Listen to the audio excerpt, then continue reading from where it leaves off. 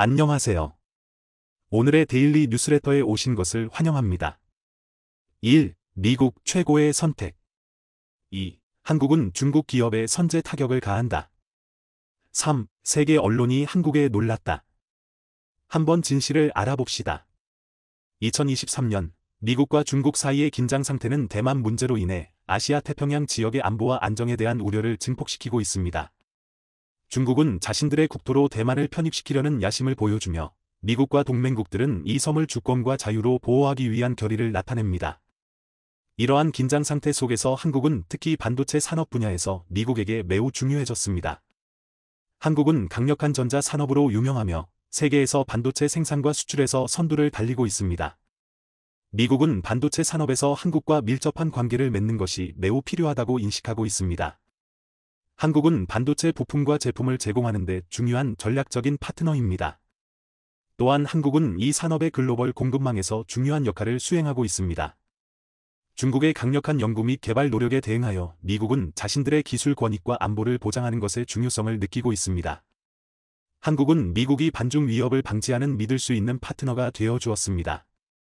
반도체 산업 문제에서 한국의 중요성은 미국뿐만 아니라 전 세계에 영향을 미칩니다. 반도체에 대한 의존도가 점점 커지면서 이 산업은 경제 및 군사적 경쟁에서 매우 전략적인 측면이 되었습니다. 미국은 급변하는 세계에서 자신들의 지위를 유지하고자 한다면 한국과의 이 중요한 관계를 간과할 수 없다고 인식하고 있습니다. 최근 삼성전자의 반도체 공장을 중국의 통째로 복사하려는 시도가 발각되면서 논란이 되고 있습니다. 이를 주도하던 A씨가 삼성전자 상무, SK하이닉스 부사장 등을 지낸 국내 반도체 제조 분야의 권위자로 밝혀지면서 세상에 큰 충격을 줬습니다. 실행하기 전에 발각되어 실제 삼성전자 복사판 공장이 설립되지는 않았지만 만약 실현됐을 경우 삼성전자는 수조 원대 피해를 입었을 것이라는 계산이 나옵니다.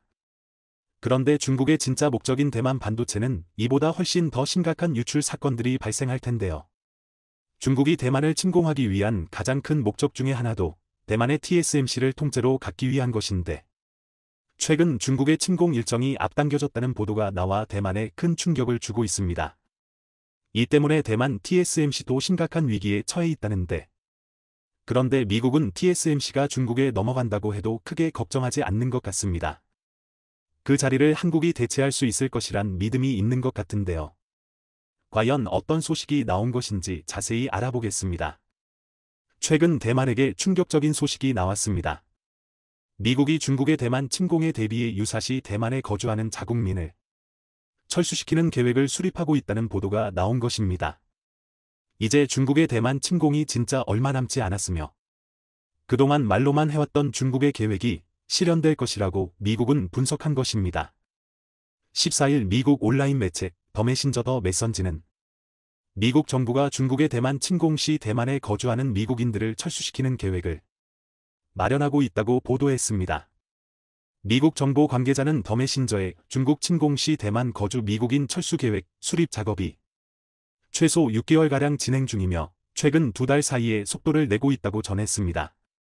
이 관계자에 따르면 미국 정부는 중국의 군사력 증강, 러시아의 우크라이나 침공과 중국의 러시아 편들기 등에 자극받아 유사시 대만 거주 미국인 철수 계획 수립에 나선 것으로 알려졌습니다. 또 다른 소식통은 대만 내 미국인 철수 계획 수립이 민감한 사안이기 때문에 매우 절제된 방식으로 진행되고 있다고 전했습니다. 한 전직 국무부 관리는 유사시 미국인 철수 계획 수립에 대해 실제로는 단지 신중한 계획 수준인데도 그런 준비 작업에 대해 언급하는 것만으로도 위기가 나타나고 있다는 인상을 줄 수 있다고 말했습니다. 마틴 마이너스 미 국방부 대변인은 중국 침공 시 미국인 철수 계획을 수립하고 있느냐는 질문에 대해 직접적인 답변을 하지 않았지만 부정하지도 않았습니다. 다만 그는 우리는 대만 해협에서의 갈등이 임박했다거나 물가피한 것이라고 보지 않는다고 답했는데요. 현재 대만에 장단기적으로 거주하는 미국인은 8만 명가량 되는 것으로 알려졌습니다. 이 보도와 관련해 중국 정부의 대만 담당 조직인 국무원 대만 판공실 주평낸 대변인은 14일 대만 집권당인 민진당 당국이 늘 대만과 미국의 관계가 역사상 가장 좋다고 하지만 미국 측은 언제든 대만을 버릴 준비가 되어 있다는 것을 말해준다고 말했습니다. 앞서 연합보 등 대만 언론 매체들은 지난 5월 1일 올해 한광훈련지휘소 훈련 CPX를 앞두고 이번 지휘소 훈련에는 대만에 거주하는 미국인을 포함한 외국인의 제3국으로의 긴급 대피 비상 철수 관련 내용이 포함됐다고 보도한 바 있습니다. 실제로 현재 시진핑 국가주석을 정점으로 하는 중국 공산당 지도부는 2016년 5월 민진당 소속의 차이잉원 총통이 집권한 이후 대만과의 공식 관계를 단절하고 대만에 대해 강도 높은 군사적 압박을 가하고 있는데요.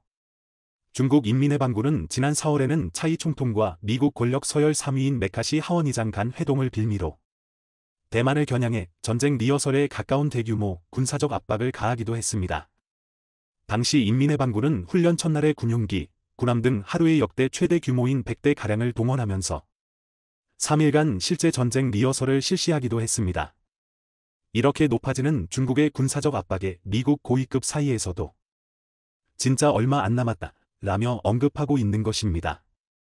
앞서 2021년 당시 필립 데이빗은 미국 인도태평양 사령관은 미 상원 청문회에서 중국 인민해방군의 2027년 이전 대만을 침공할 가능성이 있다고 경고한 바 있습니다. 이때부터 2027년이라는 일정표가 계속해서 언급됐는데요. 그런데 최근 미국의 전현직 관리들과 정치인, 외교안보 전문가들까지 연일 중국의 대만 침공 가능성에 대해 말을 거들고 있는 것입니다. 미국의 살아있는 외교의 전설 헨리 키신저 전 미국 국무장관도 전날 블룸버그 통신에 미국과 중국의 갈등 상황을 벼랑에 있다고 표현하며 현 추세가 계속되면 대만에서 전쟁이 일어날 가능성이 크다고 우려하고 나섰습니다. 또 중국에 대해 가장 잘 분석하고 있다는 마이크 갤러거 공화 미중 전략경쟁특위 위원장은 최근 일본의 경제매체 니케이 아시아와의 인터뷰에서 중국과 대만의 물력 충돌이 예상했던 2027년보다 훨씬 이전에 일어날 가능성이 있다고 말하며 충격을 주었습니다. 미중 전략경쟁특위는 미 의회 차원에서 미중 전략경쟁 대처 방안을 논의하기 위해 공화당 소속 케빈 메카시 하원의장 주도로 2년 전 설치됐습니다. 갤러거 위원장은 지난 2월 중순 나흘간 대만을 방문해 차이잉원 대만 총통과 라이칭더 부총통, 추거정 국방부장을 비롯한 대만의 핵심 안보 책임자들을 만난 바 있는데요. 갤러거 위원장은 현재 중국 공산당 지도부가 경기후퇴와 인구 감소를 비롯한 광범위하고 심각한 문제들에 직면해 있다면서 이러한 문제들이 중국 공산당 지도부에게 위험한 행동을 하도록 유인할 수 있다고 내다봤습니다. 실제로 중국의 대만 침공 이유 중에 가장 큰 부분 중에 하나도 TSMC의 반도체를 통째로 갖기 위함입니다. 앞서 중국은 2025년까지 반도체 자급률을 70%까지 끌어올릴 계획이라고 밝혔지만 현재 중국 자체 반도체 기업의 자급률은 5.9%에 불과합니다. 중국 진출 외국 반도체 기업을 모두 연끌해도 15.9%에 그치는 수준입니다. 이제 그 외국 기업들까지 모두 탈중국 수순을 밟게 되면 이제 진짜 중국의 반도체 굴기는 회색물가라고 볼 수 있습니다. 앞으로 AI, 자율주행 등 반도체의 중요성을 따져보면 국가 산업의 존폐 위기까지 거론되고 있는 것입니다. 그래서 미국에서는 중국이 대만을 침공할 경우 TSMC를 폭파시켜야 한다는 주장까지 제기된 상태입니다. 이 주장은 지난해 미 육군대학의 논문을 통해 알려지면서 화제가 됐습니다. 이 논문의 저자는 세계 최대 반도체 파운드리 업체인 TSMC를 초토화시키겠다는 점을 중국이 믿도록 만든다면 중국이 섣불리 군사적인 행동에 나설 수 없을 것이라고 주장했습니다. 지난 5월에도 미국 경제 싱크탱크인 밀컨 연구소가 중국이 대만을 침공하면 미국 측이 TSMC를 파괴할 것임을 분명히 알게 해야 한다라고 이를 한 번 더 언급하면서 대만을 충격에 빠뜨렸습니다. 갑작스런 미국의 TSMC 폭파 발언에 추거정 대만 국방부장은 중국이 대만을 침공했을 때 미국의 TSMC에 대한 폭격을 용납하지 못한다고 밝히면서 강하게 반발했습니다. 추거정 부장은 타이완의 서서를 폭파하려는 사람은 이미 방위 규범을 넘어섰다며 대만군은 국도 수호에 책임이 있다. 국가와 인민, 물자와 전략적 자원을 수호하는 것이 원래 대만군의 책임이고 미국의 주장은 주권 침해라고 설명했습니다. 이처럼 중국이 TSMC의 반도체 핵심 기술을 얻게 되면 미국도 굉장히 위험해진다는 것을 알고 있기에 이처럼 중국이 TSMC의 반도체 핵심 기술을 얻게 되면 미국도 굉장히 위험해진다는 것을 알고 있기에 경고의 목소리를 계속해서 내고 있는 것입니다. 즉, 미국 반도체 기업들이 현재 TSMC의 의존성이 높다고 하더라도 중국에게 TSMC 반도체 기술이 들어가지 않도록 하는 것이 더 중요하다는 뜻으로 해석되는데요. 물론 미국 정부도 실제로 중국의 대만 침공이 실현될 경우 여러 가지 복잡한 상황이 생기는 것을 꺼리기 때문에 최근 토니 블링컨 미국 국무장관을 중국 베이징으로 보내 칭강 중국 국무위원 겸 외교부장 등과 만나 신냉전으로까지 불리는 미중 전략 경쟁의 관리 방안을 논의했습니다. 이번 미 국무장관의 방중은 트럼프 행정부 때인 2018년 마이크 폼페이오의 방문 이후 처음으로 5년 만에 중국을 찾는 것입니다. 미국 국무장관이 5년 만에 중국을 방문한다는 사실 자체가 미중의 심각한 갈등상을 보여주는 동시에 바이든 행정부 출범 이후 중국을 방문하는 최고위급 관리로서 그 중요성을 말해주고 있는데요. 하지만 마이크 갤러거 미중 전략경쟁특위 위원장은 바이든 행정부의 중국과의 대화 노력에 대해 비관적으로 평가하면서 미국의 대화 노력이 역효과를 물러올 수도 있다고 지적했습니다. 이러한 시도 때문에 오히려 중국의 대만 침공을 자극할 것이라는 의견인데요. 어찌됐든 최근 중국의 행동들이 더욱더 노골적으로 변하고 있기 때문에 예상보다 일찍 대만을 침공할 것이란 전문가들의 분석이 늘고 있는 것입니다. 만약 TSMC의 반도체 생산이 중단될 경우 전 세계 산업과 경제에 막대한 영향을 미치겠지만 미국이 대만 TSMC를 폭파하겠다는 것을 보면 이를 대체할 수단이 있다는 뜻이기도 합니다. 바로 한국의 반도체인데요. 미국 고위급에서 이러한 위기 섞인 발언들이 나오자 다시 한번 한국의 반도체의 중요성이 부각되고 있는 상황입니다. 실제로 중국의 대만 침공이 일어나 TSMC의 반도체 생산에 문제가 생긴다고 해도 한국의 반도체 기업들이 그 수요를 어느 정도 충족시켜줄 수 있다는 것입니다. 백슬래시사인 가장 최근에 건설한 삼성전자의 평택 반도체 공장은 축구장 400개를 합한 크기로 생산 3라인 공장 연면적은 100만 평방미터, 약 30만 평입니다. 단일 반도체 공장 중 세계에서 가장 큽니다. 여기에는 메모리 반도체 생산 라인과 파운드리 시설을 모두 갖췄습니다. 바이든 대통령도 방한했을 때 처음으로 이곳을 둘러보며 그 중요성을 전 세계에 각인시켜줬는데요. 이미 이때부터 TSMC의 대체자로 점 찍어둔 게 아닌가 싶습니다. 아직까지는 TSMC가 세계 파운드리 시장의 점유율을 독차지하고 있지만 삼성이 맹추격하고 있는 상황으로 이미 기술력으로만 놓고 보면 TSMC를 따라잡은 상황입니다. 세계 파운드리 시장 점유율 1, 2위 TSMC와 삼성전자가 보유한 파운드리 첨단 공정 기술은 현재 3나노 수준입니다. 하지만 삼성전자가 처음 3나노 반도체 양산을 시작했고 이후 TSMC가 6개월 늦게 양산을 개시하며 쫓고 있습니다. 그런데 여기서 더 격차가 벌어지는 것은 3나노에서 어떤 기술을 적용했냐는 것인데요.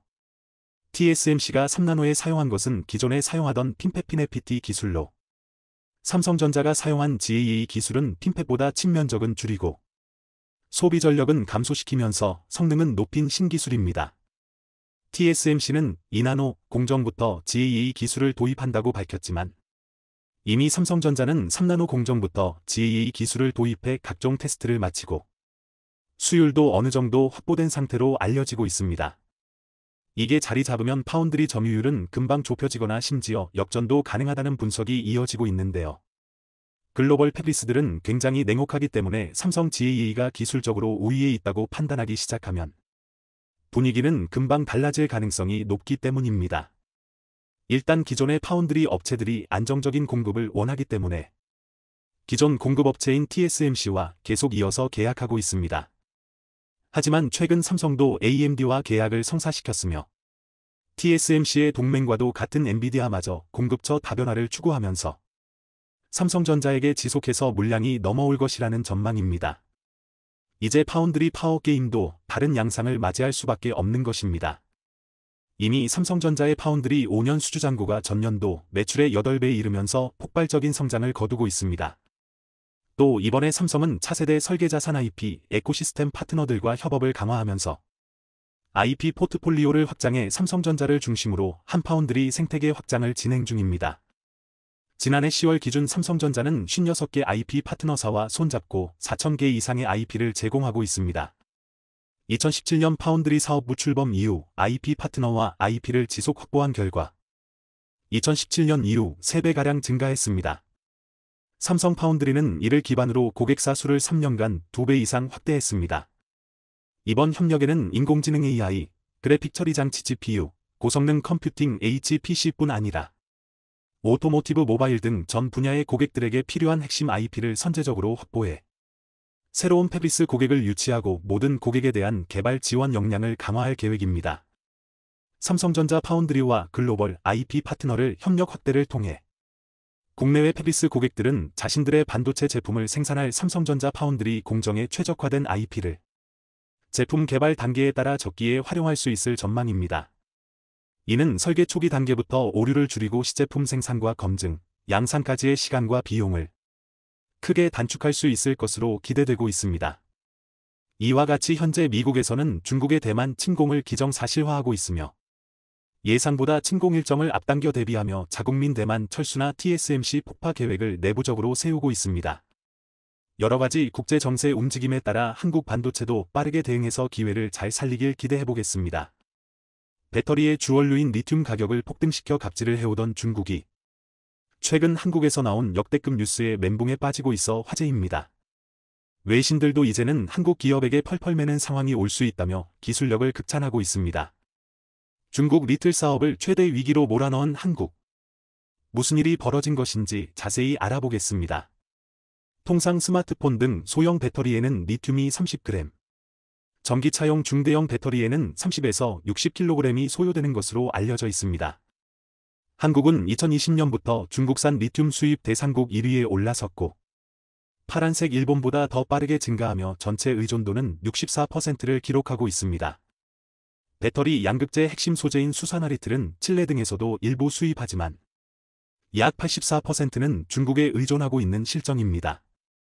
2018년 의존도가 65%였다면 현재는 20%나 더 높아진 것입니다. 리틀에서 제2요소수 악몽을 우려하는 이유도 여기에 있습니다. 양극재는 배터리 생산원가의 약 40%를 차지하고 리튬은 양극재 제조원가의 50% 이상까지 올라서고 있습니다. 정제 리튬 가격이 1년 새 4배 정도나 뛰었기 때문입니다. 중국 CATL 등이 LFP 배터리를 만들 때 사용하는 탄산 리튬은 톤당 1억 원을 넘겼고 한국 업체들이 NCM 배터리를 만들 때 쓰는 수산화 리튬도 비슷한 추이를 보이고 있습니다. 이에 따라 중국산 수산화리를 수입 금액은 지난해 대비 470%나 늘어난 상황입니다.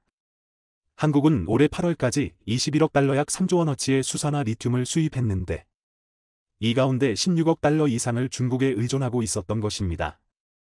중국 언론들은 한국의 중국 의존도가 84%까지 높아졌다며 조롱 기사를 쏟아내기도 했습니다. 중국 내 기후변화나 정치적 갈등은 리튬 조달에 큰 문제를 일으킬 수 있습니다. 올 8월 가물과 정전으로 리튬 공급의 20% 이상을 담당하는 스촨성 공장이 폐쇄되면서 가격이 급등한 바도 있습니다. 즉 사우디가 석유를 감산해 가격을 몰리듯 중국은 전력난을 핑계로 가격을 올릴 수 있는 것입니다. 그리고 올해 중국에서의 전기차 판매량이 작년보다 2배 늘어난 600만 대로 예상되고 있어 자국 내 우선 공급 분위기에 따라 리튬 가격 급등을 부채질하고 있습니다. 이런 문제의 근본 원인은 글로벌 리튬 정제 시설이 대부분 중국에 몰려 있기 때문입니다. 리튬은 다른 광물보다 상대적으로 매장량이 풍부하지만 정제하려면 상당한 시간과 비용이 소요됩니다. 채굴 과정에서 환경 파괴 우려가 크기에 인허가가 까다로운 면도 있습니다. 리튬 매장량이 가장 큰 국가는 칠레로 41% 비중을 차지하고 이어 호주가 25%, 중국은 7%에 불과하지만 정제는 대부분 환경오염 규제가 느슨한 중국이 맡고 있는 것입니다. 그래서 리튬 거래는 달러화가 아닌 위안화로 이루어지는 면이 있습니다. 일론 머스크는 리튬 정제 사업에 대해 톤을 피거내는 면허 라이선스 투 프린트 머니로 비유하기도 했습니다. 테슬라 또한 2024년 가동을 목표로 미국 텍사스주에 수산화 리튬 정제 공장을 추진하고 있는 상태입니다. 미국은 전기차 구매 시 최대 7,500달러의 보조금을 지원하고 있습니다. 지난 8월 발효된 미국 인플레이션 감축법 IRA에 따르면 미국이나 미국과 FTA를 맺은 국가에서 생산된 광석 비중을 2027년까지 80%로 높여야 보조금을 받을 수 있는 상황입니다. 광석 관련해서는 중국이 타겟이라는 의견도 이 때문입니다. 국내 배터리 3사도 중국 이외 국가에서 수산화 리튬을 확보하기 위해 사활을 걸고 있습니다. 한국 업체들은 캐나다 및 호주와 적극적으로 손을 잡고 있는 상태입니다. 최근 LG에너지솔루션은 캐나다 광물업체로부터 리튬 25만 톤을 공급받는 업무 협약을 하기도 했습니다. 이는 고성능 순수전기차 300만 대 이상을 생산할 수 있는 양입니다. 그리고 미국 커파스 미네랄과도 리튬 공급 MOU를 체결했죠. 이런 상황에 한국에서 보도된 뉴스는 중국을 또다시 충격에 빠뜨리고 있습니다. 국내 기업 리튬플러스가 금산군에 수산화 리튬 제1공장 준공식을 가진 것입니다. 올 3월에는 핵심 장비인 50톤 규모의 특수제작 반응기 10기를 입고하기도 했습니다. 총 500억 원을 투자해 연산 3,600톤 생산을 계획하고 있는 것입니다. 그렇게 국내 유일, 세계 8번째로 초고순도 수산화 리튬 정제 공장을 세운 상황입니다. 다음 달부터 순도 99.99% 수산화 리튬을 본격 생산할 예정인데, 이는 국내 2차전지 소재 기업들과 테스트를 진행해 제품에 적용한다는 방침입니다.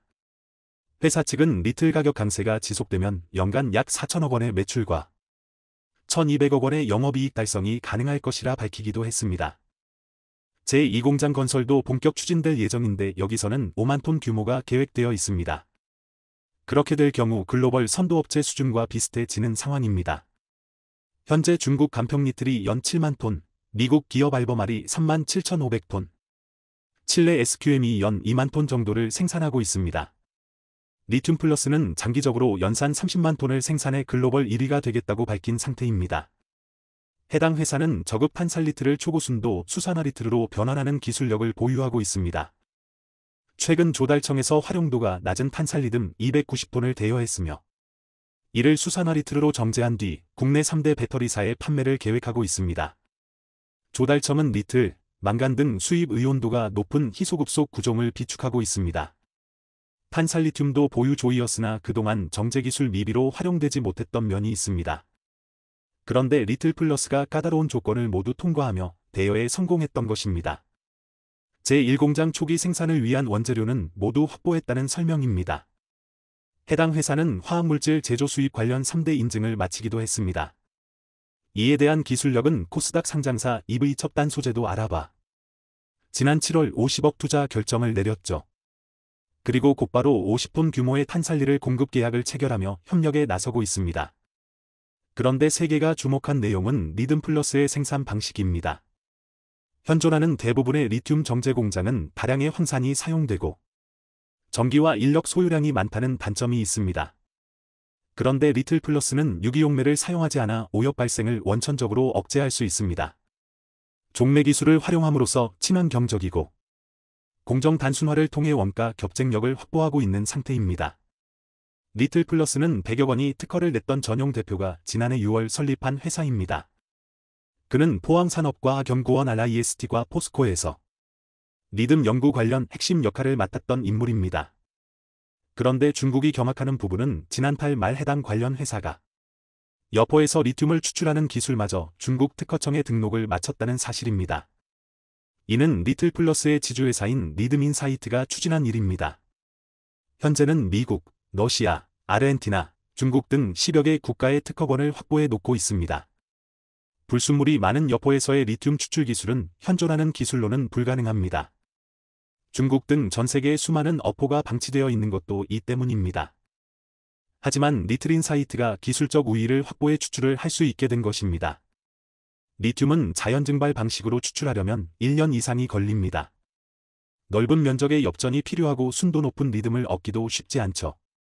그런데 포항산업과학연구원 RIST에서 1개월에서 최소 8시간 이내에 추출할 수 있는 방법을 찾아낸 바 있습니다.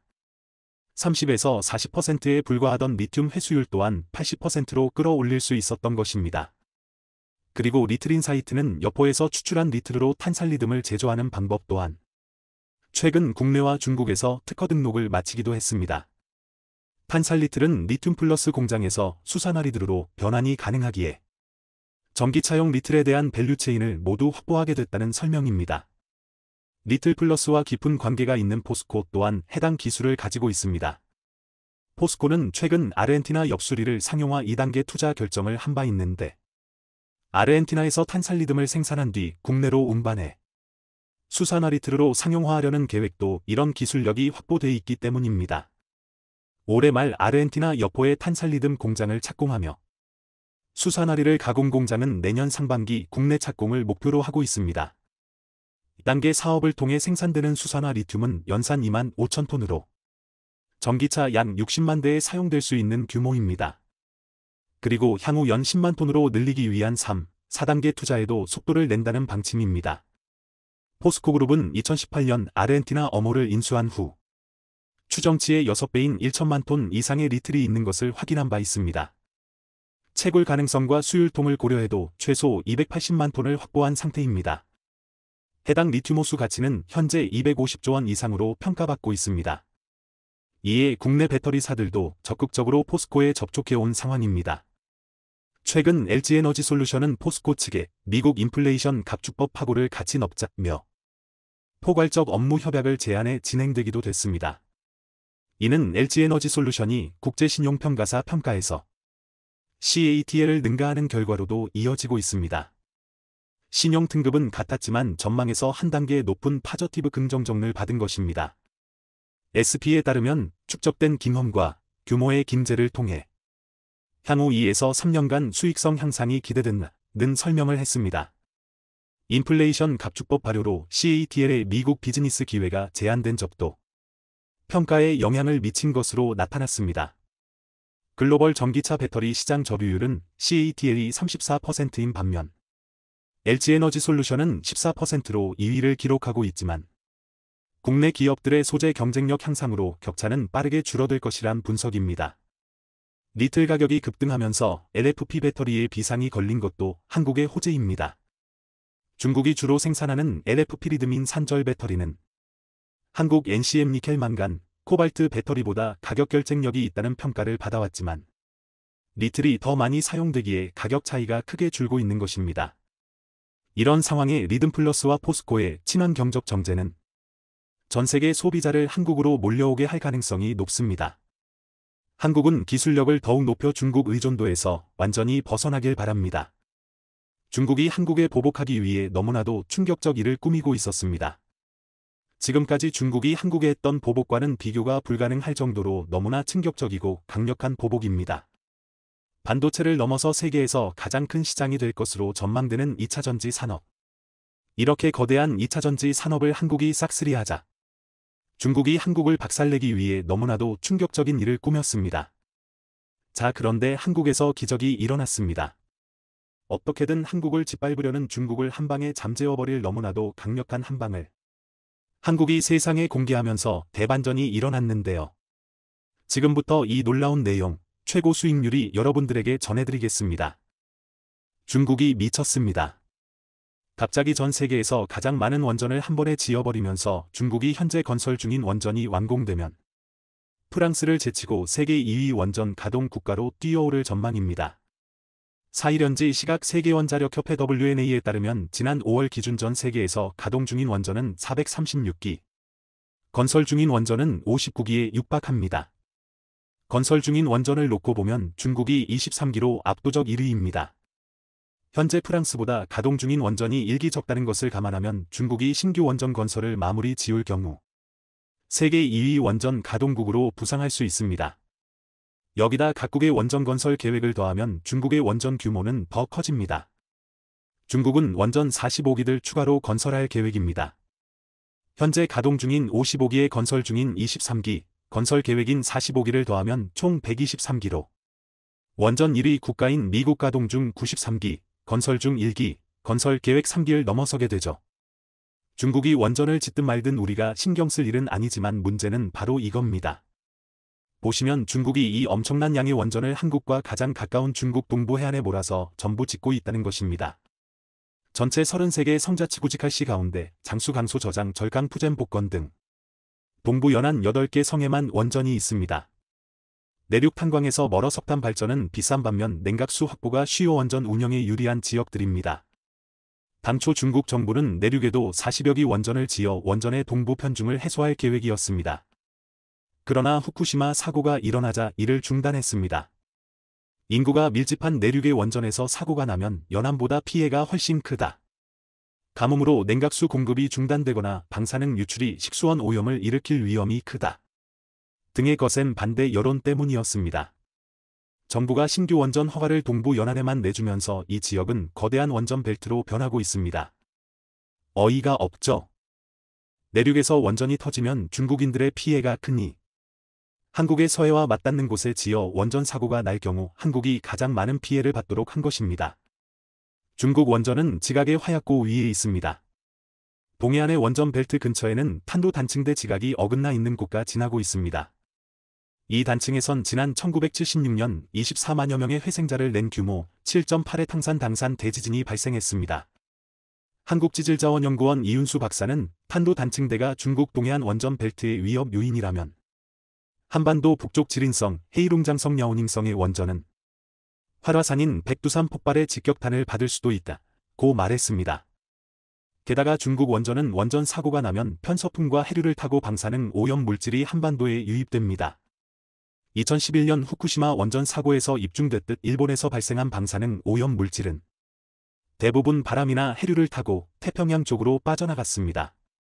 한국원자력안전기술원의 시뮬레이션 결과에 따르면 중국 장쑤성 태난 전만 원전에서 후쿠시마 사태와 같은 원전 사고가 발생하면 편서풍을 타고 이르면 3일 안에 방사성 물질이 한반도 상공에 도달합니다. 장쑤성과 서울과의 거리는 약 970km입니다. 특히 산둥반도 동쪽 끝에 짓고 있는 스다오안 원전은 인천까지 직선거리가 330km에 불과합니다. 바다도 마찬가지입니다. 한국해양과학기술원 정경태 박사는 중국 동해안의 원전 사고에서 유출된 방사능 오염수는 해류를 타고 2달 이내에 우리나라 서남해 연안에 도달할 수 있다며 중국 연안의 해류가 한반도로 방향을 트는 양쯔 양자 강 유역 상하이 인근 원전에서 사고가 나면 그보다 더 빠를 수 있다고 했습니다. 반면 일본은 한국과 가장 가까운 서해안에서 원전 사고가 나도 방사능 오염수가 동해를 돌아오느라 1년 뒤에나 한반도에 도달한다는 설명입니다. 중국의 원전 건설 기술과 관리 기술이 한국에 한참 못 미치고 매우 미흡하다는 점을 고려한다면 한 번에 저렇게 많은 원전을 짓다가는 사고가 날 확률이 매우 높아 5천만 한국인들은 불안에 떨고 있어야 합니다. 이뿐만이 아닙니다. 반도체를 뛰어넘어 세계에서 가장 큰 산업으로 성장할 것이라는 기대를 모으고 있는 2차전지 시장에서 한국의 배터리 셀 업체와 소재 업체들이 맹활약을 하며 글로벌 시장을 싹쓸이하자 중국이 한국을 짓밟기 위해 너무나도 충격적인 일을 벌이기 시작했습니다. 2차전지를 만드는데 핵심 원료인 리튬. 중국이 전 세계 리튬 광산을 싹쓸이해버리며 이를 통해 한국에 압박을 가하려 하고 있습니다. 중국이 원하는 대로 한국이 말을 듣지 않으면 한국의 리튬 공급을 끊어 한국의 2차전지 산업을 완전히 박살내버리겠다는 계획입니다. 중국은 한국의 리튬 배터리를 깎아내리며 이보다 훨씬 저렴하고 성능도 좋은 소금 배터리를 만들었다며 대대적으로 보도했습니다. 소금은 리튬에 비해 훨씬 저렴하고 지구상에 매장되어 있는 규모도 훨씬 풍부합니다. 나트륨 전지는 리튬 이온 전지와 화학적으로 매우 유사하며 최근 연구를 통해 나트륨 전지의 에너지 밀도와 충전 횟수가 크게 향상되었습니다. 특히 나트륨 전지는 영하의 기온에서도 거의 전체 용량을 유지할 수 있는 큰 이점이 있습니다. 겨울에 배터리 용량이 급격하게 줄어드는 리튬이온 전지의 단점을 완벽히 커버해주죠. 이러한 나트륨 전지 기술을 선도하는 국가, 바로 중국입니다. 이미 전 세계 리튬 전지 시장에서 점유율 1위 CATL 업체를 보유하고 있는 중국이 차세대 기술로 손꼽히는 나트륨 전지 시장에서도 주도권을 이어갈 수 있다는 의미입니다. 중국 창사 지역의 중앙남부대학은 전지 기술 발전에 필요한 인력을 양성하는 데 주력하고 있습니다. 또한 창사에선 나트륨 전지 기술 연구도 진행되고 있습니다. 전 세계적으로 건설 중이거나 계획된 20개의 나트륨 전지 공장 가운데 16개가 중국에 위치해 있습니다. 이를 통해 중국은 전 세계 나트륨 전지 생산 능력의 약 95%를 차지할 것으로 예상되고 있습니다. 실제로 얼마 전 열린 상하이 모터쇼에서 중국은 이 소금 배터리를 세상에 선보였습니다. CATL은 나트륨 전지와 리튬 전지를 하나의 전기차 배터리 팩에 사용하는 방법을 발견했다고 밝혔습니다. 더 나아가 이러한 혼합 배터리 팩을 대량 생산할 준비가 되어 있다고 설명했습니다. 이렇게 되면 나트륨 전지의 장점인 저렴한 비용과 날씨 저항력을 리튬 전지의 장점인 에너지 밀도와 가벼운 무게 등과 결합해 효율성을 높일 수 있습니다. 중국은 이것을 무기로 한국산 배터리를 완전히 짓밟겠다고 공언했는데요. 자, 그런데 한국이 기적을 만들어내며 대반전을 이뤄냈습니다. 한국과학기술연구원이 리튬 대신 마그네슘을 이용한 2차 전지를 개발하는 데 성공했습니다. 마그네슘은 몇몇 국가의 수급을 의존하는 리튬 코발트 등 기존 배터리 핵심 소재에 비해 값이 싸고 매장량이 풍부합니다. 중국이 최근 전 세계 곳곳에서 리튬 광산들을 말도 안 되게 비싼 가격으로 싹쓸이하고 있는데 한마디로 한국 때문에 망한 것이죠. 중국의 소금 배터리는 리튬 배터리보다 가격은 싼데 성능은 후졌습니다. 그런데 마그네슘 금속은 리튬 금속에 비해 약 1.9배 높은 용량을 가지고 있고 직접 음극으로 활용할 경우 가장 높은 에너지 밀도를 얻을 수 있습니다. 하지만 대량 생산 가능한 일반 전해질은 마그네슘과 반응해 층방전 효율을 떨어뜨리는 문제가 있어 전 세계 어느 국가도 아직까지 상용화에 실패했습니다. 부식성이 높은 전해질을 개발해 이 같은 문제를 해결하려는 연구가 이루어졌으나 값이 비싸고 고압 전극의 활용이 제한되는 등의 약점이 있었습니다. 자, 그런데 한국이 이 불가능한 일을 가능하게 만드는 기적을 선보였습니다. 마그네슘 충방전을 촉진하기 위해 부식성 전해질을 활용하는 기존 연구와 달리 상용 전해질과 유사한 성분의 일반적인 전해질을 활용, 고전압 전극을 활용하고 전지 부품의 부식도 최소화시켰습니다. 한국 연구팀의 이민아 박사는 이번 연구 성과는 마그네슘 금속 표면의 계면층 형성을 원천 차단하는 부식성 전해질을 사용하던 기존 마그네슘 2차 전지 연구의 새로운 방향성을 제시한 것이라며 에너지 저장 시스템 ESS에 적합한 일반 전해질 기반의 저비용, 고에너지 밀도 마그네슘 2차 전지의 상용화를 가능성을 높일 것이라고 밝혔습니다. 중국은 큰일 났죠. 그동안 비싸게 구매한 수많은 리튬 광산들과 천문학적인 돈을 쏟아부어 만든 소금 배터리가 한국의 마그네슘 배터리에 밀려 한순간에 국가 파산 위기에 놓였습니다. 뿐만 아니라 삼성 SDI는 화재가 나지 않고 밀도가 훨씬 높아 배터리 용량이 획기적으로 늘어날 수 있는 꿈의 배터리, 전고체 배터리를 앞으로 약 3년 뒤인 2027년부터 대규모 양산을 시작할 것이라는 파격적인 발표를 하면서 중국을 완전히 넉다운 시켜버렸습니다. 지난 수년간 엄청난 돈과 시간을 쏟아부어 겨우 만들었다는 것이 소금 배터리인 중국. 중국이 소금 배터리를 만드는 동안 한국은 꿈의 배터리라 불리는 전고체 배터리에 이어 리튬 배터리를 뛰어넘는 파괴력을 지닌 마그네슘 배터리까지 개발에 성공하는 모습입니다.